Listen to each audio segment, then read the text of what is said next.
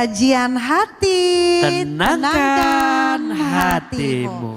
Kira-kira masih ada lagi nggak yang mau ditenangkan hatinya oleh Ahilman, boleh? Waduh, gelisah semua ini hatinya. Oke, silakan Ibu. Assalamualaikum warahmatullahi wabarakatuh. Waalaikumsalam warahmatullahi wabarakatuh. Ustadz, saya Warni dari Metro Lampung. Masya Allah. Ustadz, saya tuh punya cerita, tapi setiap saya mau cerita ini, saya pasti udah sedih dulu.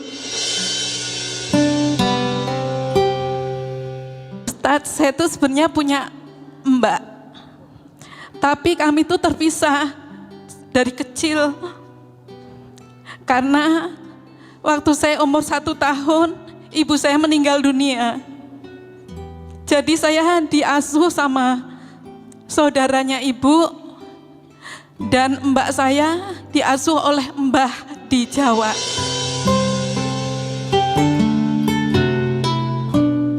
Kami nggak pernah ketemu. Itu pun saya tahunya saya udah besar. Kalau saya tuh udah nggak punya orang tua itu dari tetangga-tetangga, Ustadz.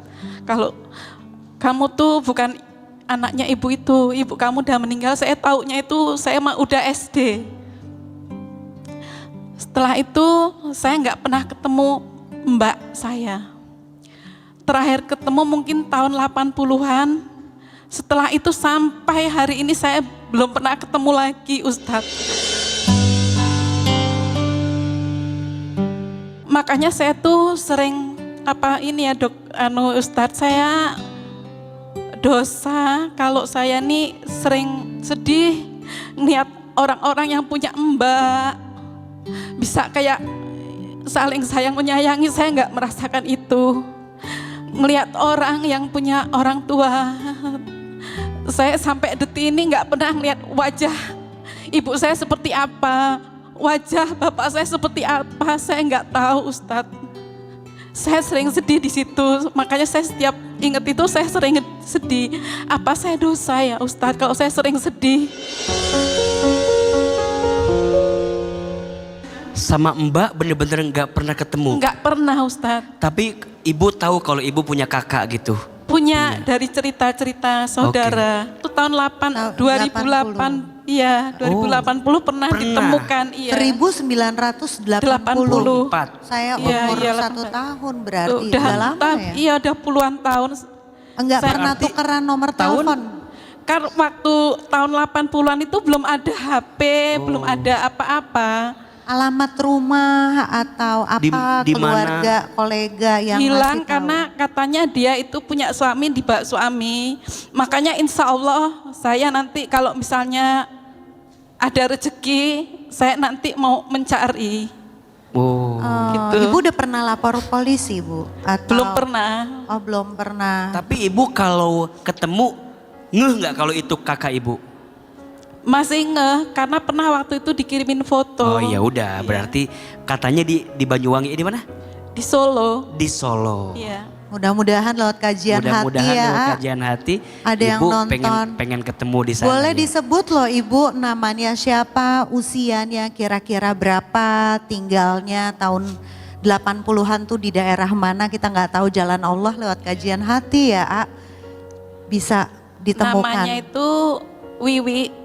Usianya berapa Ibu? Maaf. Mungkin sekarang dia usia 61. Oh. Oke. Ada anak berarti ada keluarga ya? Mungkin. Oh. Ya coba bilang Bu Wiwi, Mbak Wiwi. Mbak Wiwi, kalau Mbak Wiwi ngeliat ini, mudah-mudahan kita bisa ketemu ya Mbak. Nanti kalau saya punya rezeki, saya pasti nyariin Mbak Wiwi. Mudah-mudahan Allah mempertemukan kita ya Mbak. Bunda, beliau bertanya apakah berdosa AA saat saya ngerasa sedih kalau lihat orang lain punya kakak, kok saya nggak ketemu kakak. Saat orang lain lihat orang tua, saya nggak sempat ketemu orang tua, wajar nggak sedih? Wajar. Boleh nggak sedih? Boleh. Sedih itu boleh, yang tidak boleh adalah berlebihan dengan kesedihan. sampai kita menutup kebaikan yang Allah berikan kepada kita. Maka ibu sayang, untuk setiap ujian yang diterima oleh kita, belajar diterima dengan baik. Karena Allah tidak mungkin menguji kita melebihi batas kemampuan kita. La yukallifullahu nafsan illa wus'aha. Ada yang tidak bisa kita ubah, ada yang bisa kita ubah. Yang tidak bisa kita ubah siapa? Orang tua kita. Kita gak bisa milih orang tua kita siapa. Kita juga gak bisa milih orang tua kita waktu itu harus lahirnya seperti apa, di mana dan bagaimana. Itu gak bisa milih. Tapi ada yang bisa kita rubah. Apa? Kalau kita tahu ada saudara kita, cari. Kalau kita tahu ada mbak kita, temui. Betul gak? Kita bisa doain orang tua kita, doain. Maka disitulah nanti kita akan belajar menerima tentang takdir yang Allah berikan. Jangan pernah menghina takdir Allah. Jangan pernah menghina ketentuan Allah. Karena Allah tidak mungkin pernah salah menentukan ketentuannya kepada kita. Karena apapun yang Allah berikan untuk kita, itu pasti yang terbaik untuk kita. Bersihkan hati, lapangkan hati, belajar menerima apa yang Allah takdirkan. Dan terus doakan orang tua. Semoga Allah tempatkan di tempat yang terbaik. Dan juga doakan Mbak Wiwi tadi, semoga ada rezeki bisa bertemu. Dan siapapun pemirsa yang mungkin bisa mempertemukan antara beliau dengan kakaknya, semoga jadi jalan kebaikan melalui kajian hati kita hari ini, insya Allah.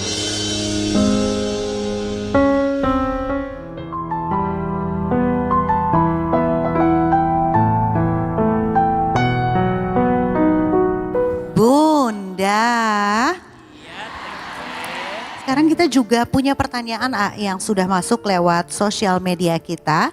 Izin ya aku bacain dari @nina.pratiwi. Nah, pertanyaannya ini adalah, Ustadz, sebagai wanita itu kadang ada rasa iri dengan laki-laki. Kita selalu kedatangan tamu setiap bulan yang membuat kita tidak bisa beribadah. Contohnya nggak bisa masuk masjid. Katanya nggak boleh. Nah, ini masalah fikih ya, ya. Kayak misalnya ada beberapa bunda-bunda yang di sini yang hadir lagi mens, lagi halangan gitu. Gimana, Bunda, pertama catat ya, ibadah yang paling tinggi itu adalah ridho dengan ketentuan Allah. Maka saat menjadi seorang perempuan dan mungkin setiap bulannya ada tamu yang datang, ya harus haid, harus menstruasi, maka disitulah justru seorang perempuan bisa belajar untuk ridho menerima ketentuan Allah. Ibadahnya dia menerima ketentuan Allah. Pertanyaan yang kedua, apakah benar seorang istri, seorang perempuan yang sedang mens tidak bisa ibadah? Bisa. Jangan dipahami ibadah itu hanya sholat. Zikir boleh, doa boleh, sedekah boleh, mendoakan suami boleh, ibadah bukan? Maka jangan pernah membatasi ibadah dengan hanya sholat. Iya, memang perempuan yang haid tidak boleh sholat. Tapi bukankah ada amal lain yang bisa Bunda lakukan? Termasuk hadir pengajian, boleh atau tidak? Boleh, maka nanti ada dua pendapat. Pendapat pertama, ada yang strict tidak boleh masuk masjid karena khawatirnya tidak menghormati dan tidak menjaga kesuciannya di masjid. Tapi ada pendapat yang kedua, boleh masuk masjid tetapi tidak boleh sholat di masjid, hanya sekedar mengerjakan apa-apa yang bisa menjadi kebaikan buat dirinya. Ngajinya boleh, taklimnya boleh, tetapi yang tidak boleh adalah sholatnya di dalam masjid. Maka setiap perempuan harus belajar menerima dengan kedatangan tamu setiap bulannya dan tetap bisa beribadah ya.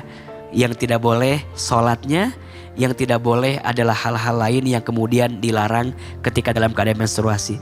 Tapi ada ibadah lain juga yang bisa kita lakukan.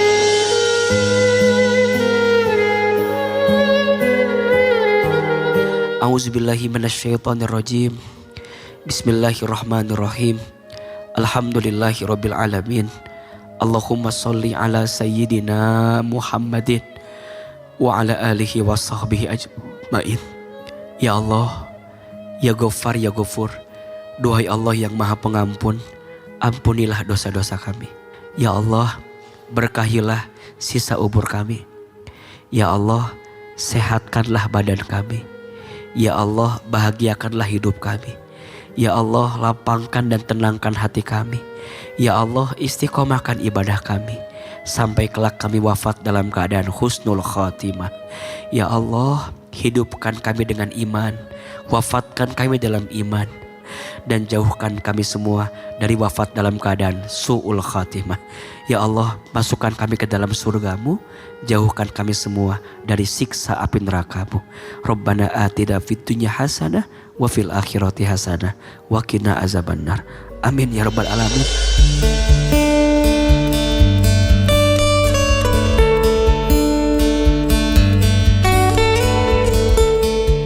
Dimanapun kamu berada, kematian akan mendapatkan kamu. Kendatipun kamu berada di dalam benteng yang tinggi dan kokoh.